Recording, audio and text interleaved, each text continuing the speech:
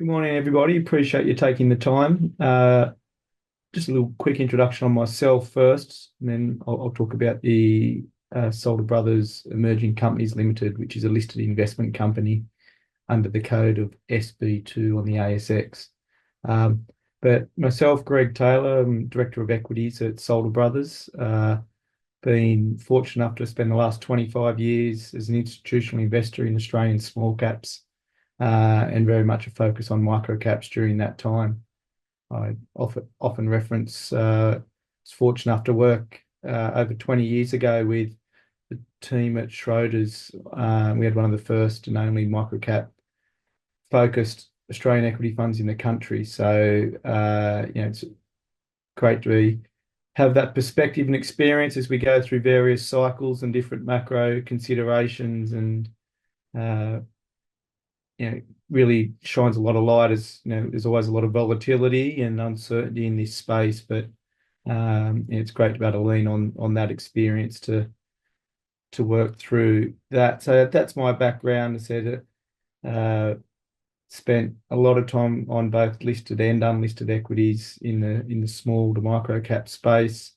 I've actually sat on a number of ASX boards, for anywhere from a chairman through to head of audit and risk and non-executive director. So and during my 25-year career, I took about a 5-year break from financial markets and started and ran my own business in digital media and content, and grew that to sort of 20 countries and 200 staff. And so again, a lot of different perspectives and experience sort of bring to the management of the Solder Brothers Emerging Companies Fund, and hopefully you see a bit of a reflection of that in the underlying. So I'm just going to try to move this page. Here we are in the presentation. So you've got your standard disclaimer there. Look, real briefly, conscious of the time that we have this morning, I'll provide a quick overview, touch on Solder Brothers as an institutional investment house, a little bit about the team,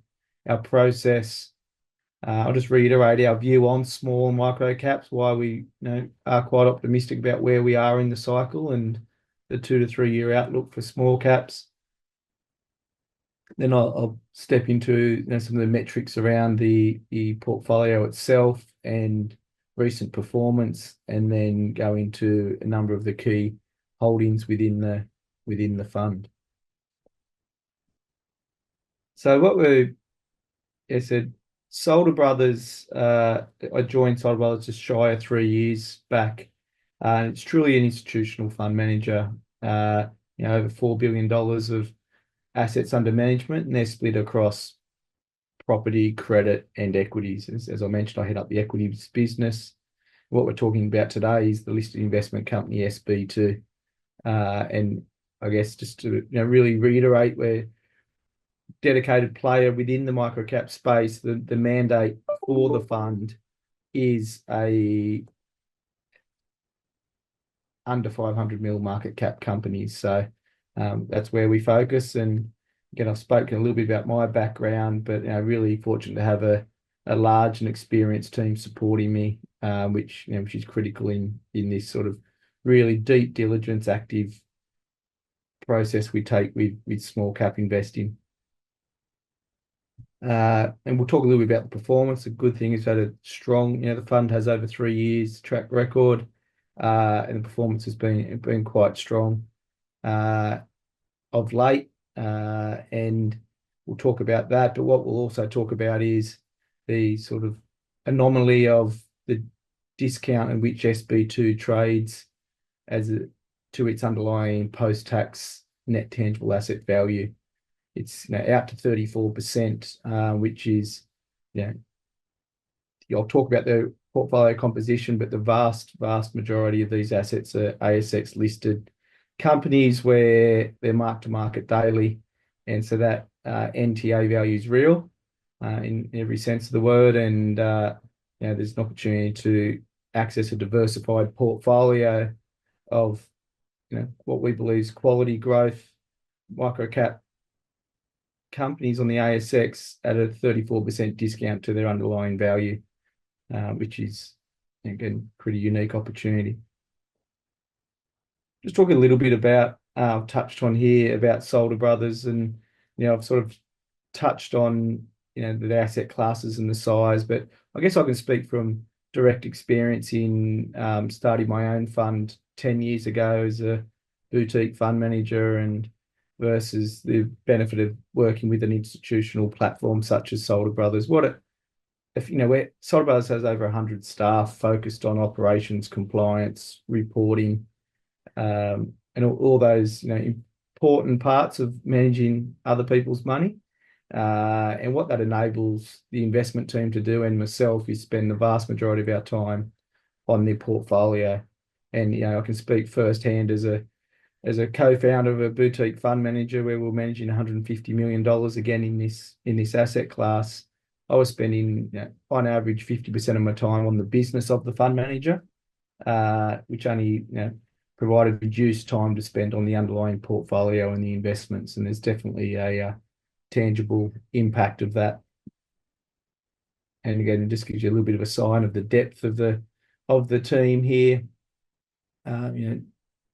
Strong governance, and again, really deeply experienced across all the key aspects. Talk a little bit about the team here. Sort of touched on myself, but where I'm based in Sydney, and with Francis down the bottom there, Frankie. We're based up in the Sydney office. Then we've got Tanae and Keegan, both very experienced as well, down in the Melbourne office. So, dedicated team of four, really scouring over this market and looking for the best opportunities.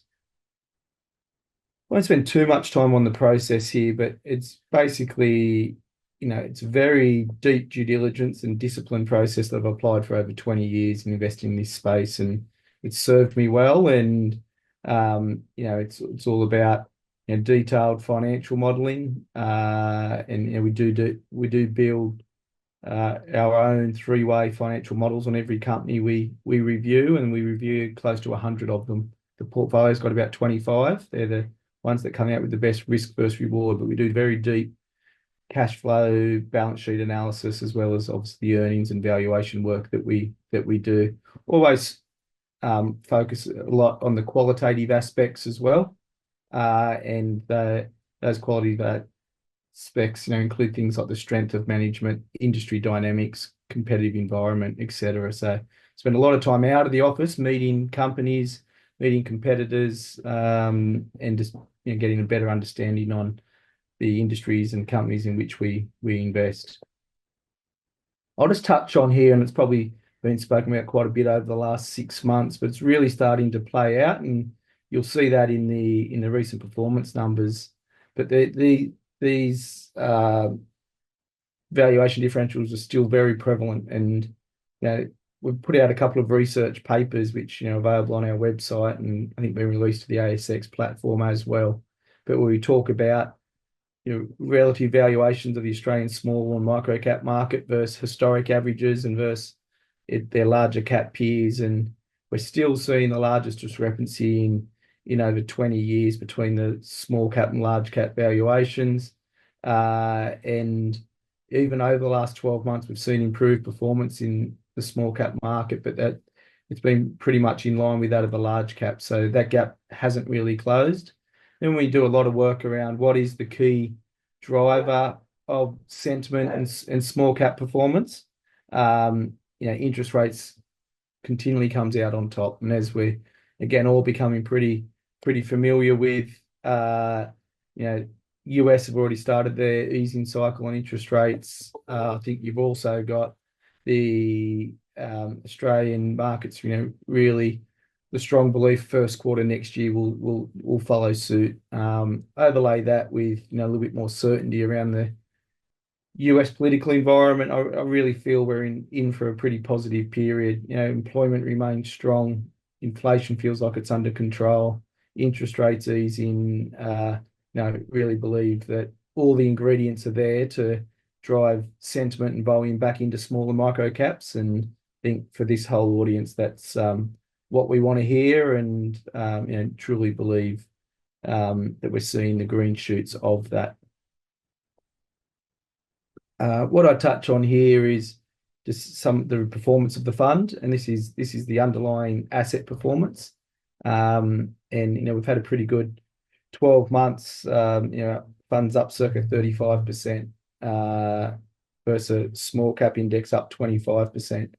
But then if you contrast that to the other key indices, there's not great differential in performance. So, smaller micros were, agonizingly undervalued, over the last 12 months. That gap's starting to close, but there's still, in our view, a very strong way to go. But what we're pleased with is not only we outperformed the market by 9% over the last 12 months, we've done that consistently since inception, which is, again, over 3 years, which is a good reflection of the sort of the team and the process in which we undertake.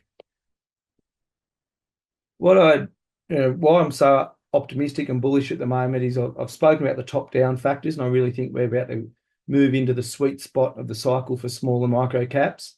And what this fund is a dedicated, professionally and actively managed and diversified portfolio of what we think are the highest quality, growth focused small caps with very much a valuation focus. And over my time over the last 25 years, I get pretty excited if I'd find a single company that I could find that had revenue growth of circa 15-20%, had positive profitability, both the EBITDA and the NPAT line, and trading on single-digit multiples.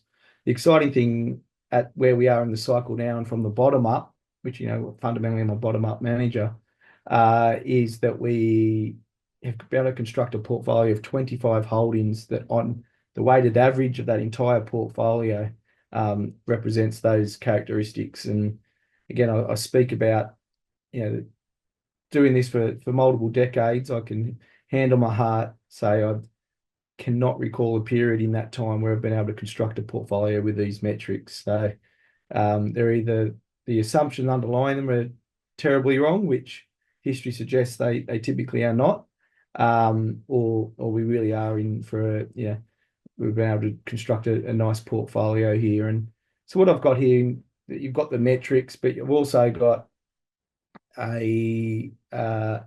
just a snapshot of the top holdings. I'll talk about a couple of the first and second top holdings shortly with dedicated slides. But I guess what's exciting for me is that I've shared this top 5 list for every month for the last 2.5 years, but especially over the last 6 months, there's 3 new entrants into that top 5, and that's always what we like to see. And they've been coming to the portfolio by displacing other companies that have performed well and may have been heading towards our valuation targets. We've lightened those positions and replaced them with newer, higher conviction holdings. So those, call it holding 3, 4, and 5, which those sort of companies in our top 5 represent 5 to 7% of the portfolio. So they're pretty high conviction bets. The first one there is Bluebet. So really intrigued about what's happening in the market at the moment in the sports and gaming sector. Obviously very topical at the moment with the Spring Carnival on. But what we've seen is a lot of consolidation, and we're very much of the view that there's further consolidation to come. You've seen Betr and Bluebet merge recently, and at that time we took a pretty meaningful position in Bluebet, which we've been building on. And look, there's a couple of others, ASX listed players out there that, in our view, is likely to be, involved in further consolidation. I think, and what we've seen with these consolidation is there's significant synergies to be had, and it's still a sector that's got great growth and opportunity. So our view on Bluebet is that it'll either be a recipient or a participant in further consolidation, and our view is that the opportunity for significant earnings growth and synergies resulting from that is really exciting. So there's one. The other one's a bit of an old favourite, EML Payments. It's funny, you see, when you spend enough time in this market, you see a lot of companies come and go through different stages. Not only does the market go through cycles, the companies do too. And Mark probably recalls EML Payments back when he and I were contemporaries on the buy side, 15 years ago. But I actually invested in EML Payments when I was at Schroders like 15 years ago, and it's a business that I've sort of known well and followed through the course of time. And Touchwood made a fair bit of money through multiple times, and sometimes you get on the right side of these equations, sometimes you don't. But EML's been very good to me during time. It's bounced between valuations of 50 cents and $5 over the last 10 years, and I've been fortunate to be on the right side of those cycles 3 times. This is my fourth crack at it, and so EML Payments, it's now a global payments business. Think gift cards, digital payments, and very much global.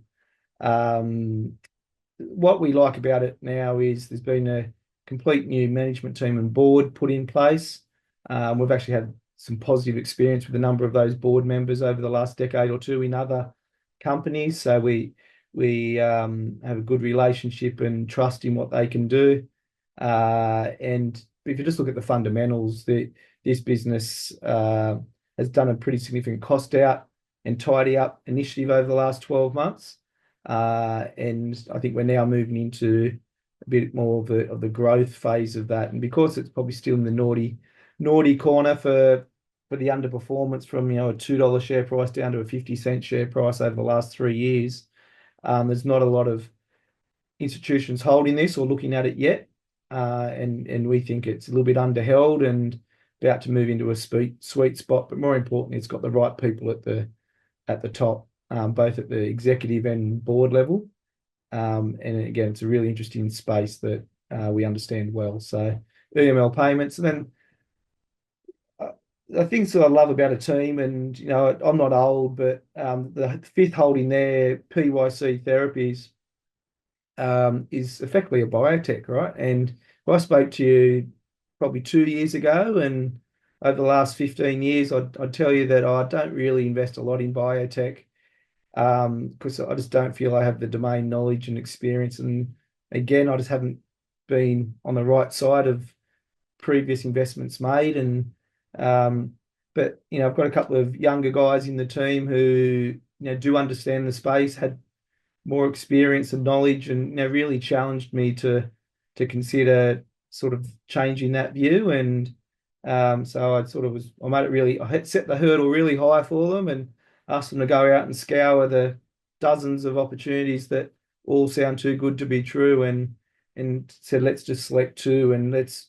make sure we can fundamentally value these businesses in the same way we value the rest of the businesses in our portfolio. And two came out of that, and they've been remarkably good for the portfolio. And so biotech was very much on the nose over the last 2 or 3 years. So the starting point was, again, out of favor, valuations very attractive, and there were some quality companies there.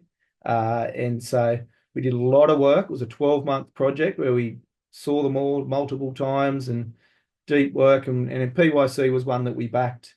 You'll see it's quite big now because we say we invest in companies under 500 million. It was well under 500 million when we invested in the business. It's only due to its strong share price performance and, more importantly, its operational performance that it's grown beyond that. Our mandate allows us to continue to hold investments once they go beyond 500, as long as we start the position below that.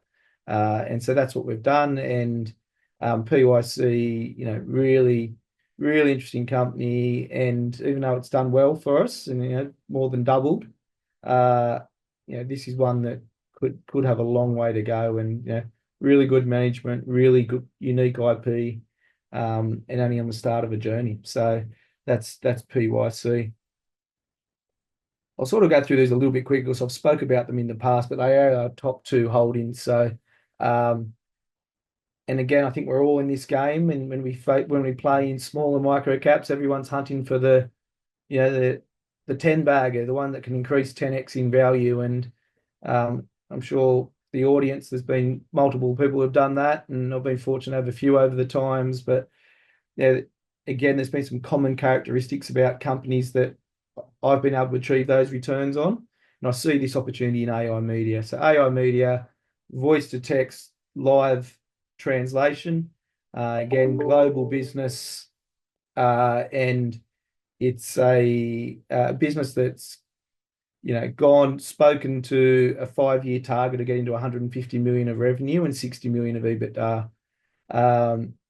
I've actually worked with a couple of, when I think of a handful of the companies that have had more than 10x returns, I worked with the management teams there about building out from the bottom up the earnings forecast and fundamentals independently to see if I can concur with their view of the opportunity. And in this case, we do. And the analysis that we share is that, or that I share here, is that in the event that they do hit their 5-year target, so the two others that gave 5-year targets and hit them was Technology One. I think I was one of the few and first institutional investors on that register 15 years ago. Another one called Altium, ALU, same case, first institutional investor on the register. And that they both followed this course. They had these fundamentals of big global thematics. So you had SaaS computing, you had connected devices. In this instance, you've got AI, artificial intelligence, or AI as everyone's catchphrases. And it also was a genuine global opportunity with strong management who are heavy investors in the company and got to the level of conviction in their momentum of their business to give these prescriptive longer term forecasts, and both of them have done that. And so again, AI media, we held it at 30 cents. It's now at 80 cents, but I think it's got a long way to go. And the last one, which I don't think many people would know, and I know Mark's starting to do a little bit of work on, is a recently ASX listed company called Alfabs, AAL. And what effectively it does, again, listed in June of this year on the ASX, which is a feat in its own right. There hasn't been many successful listings for a long time. But it basically does engineering construction work as well as asset hire into the again, not too cool at the moment, but the coal sector up in the Hunter Valley. But this is a business again that's family owned, got very strong board.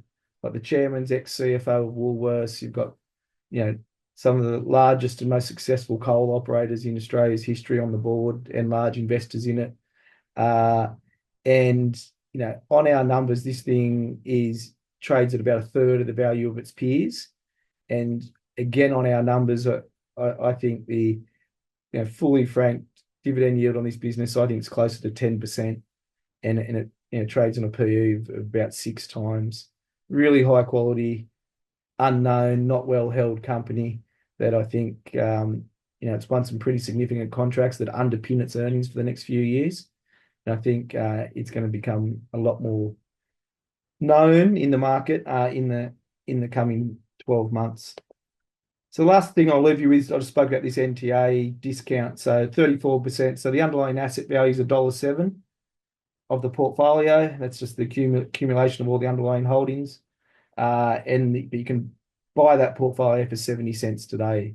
It's a 34% discount. Or if you flip it the other way, the upside from here is north of 60%, just in that gap closing. You might say LICs often trade at a discount to NTA, and that's true, but the average discount's around 5 to 10%, not 35%.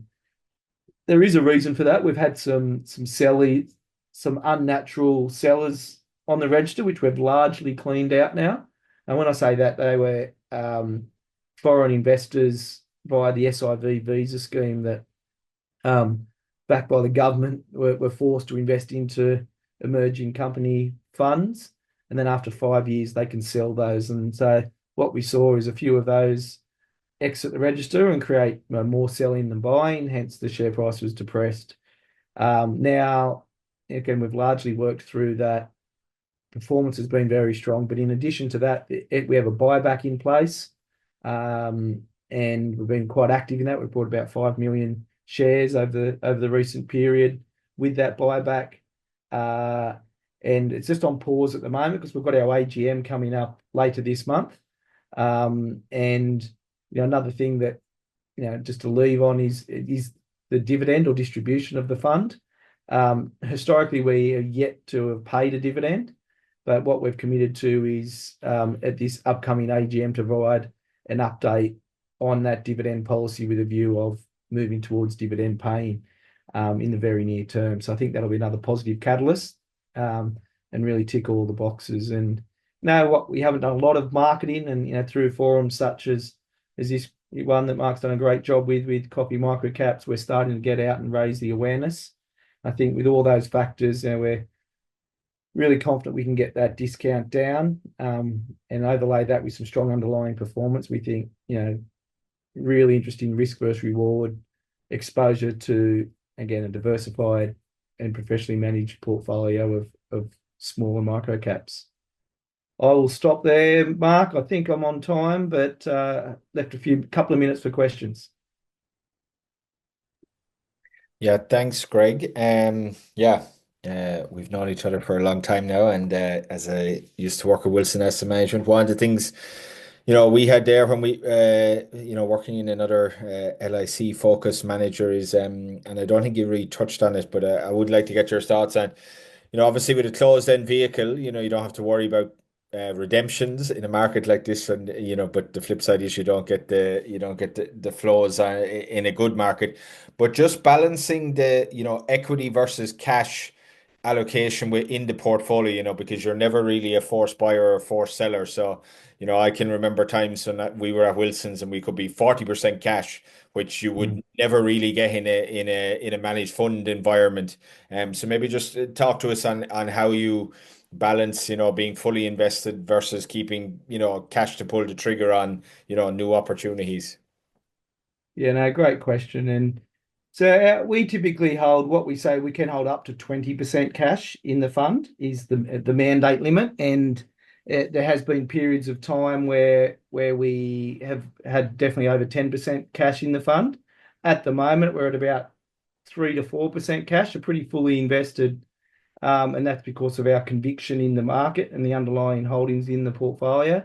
But also, we're using all excess cash over and above that amount to use in the buyback because we know and believe in the underlying asset value of this fund, and to be able to buy assets which we'd buy at a dollar face value, we can buy them at a 34% discount. So the buyback is using the cash as well because we're pretty, in our view, a pretty low risk 30 or 60% plus return off that 34% discount. So pretty fully invested.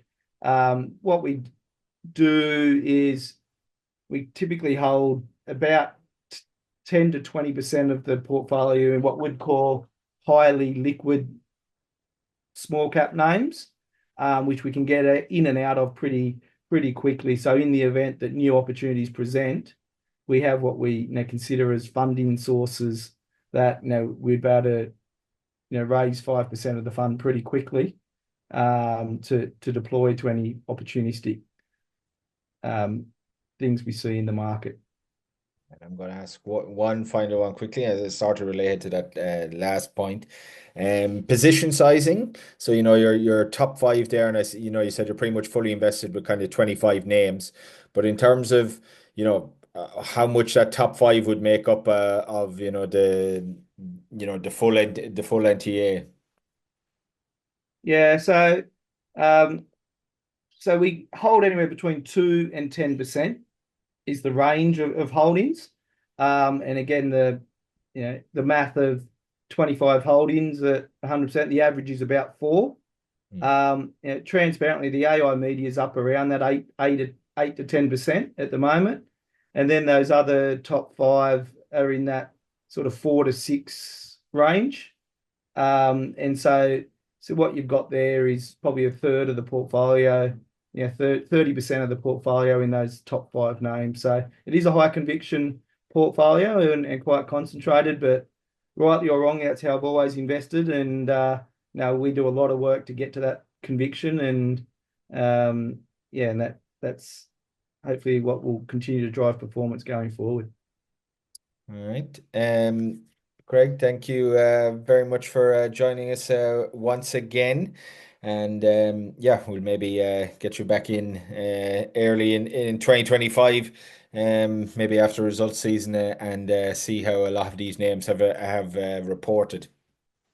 Absolutely. Appreciate the opportunity and thank you everyone for your time.